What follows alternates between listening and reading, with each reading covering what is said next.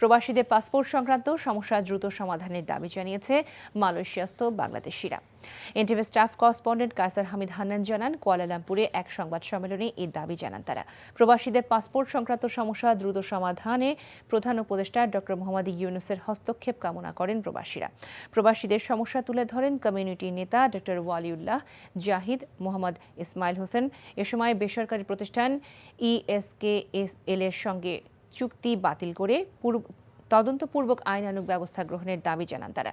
প্রতিষ্ঠানটির নিরাপত্তা কর্মীদের প্রবাসীদের মারধরের ঘটনারও নিন্দা জানানো হয়। উপস্থিত ছিলেন কমিউনিটি নেতা মির্জা সালাহ উদ্দিন, আব্দুল আজিজ মোল্লা, আক্তার হোসেন গাজী, ফরিদ গাজী সহ অনেকে।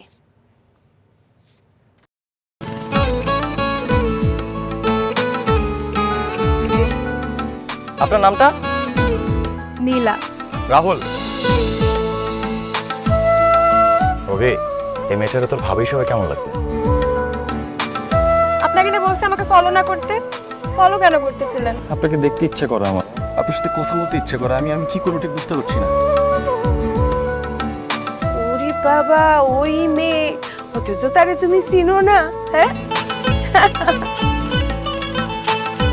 কি মায়ায় তাকাও তুমি, একটু দেখে চোখের খেয়াল, তোমায় দেখার তৃষ্ণা ভীষণ। ভালোবাসায় বুঝি দেনা পাওনা থাকে? অবশ্যই থাকি, ভালোবাসা সবকিছু থাকে।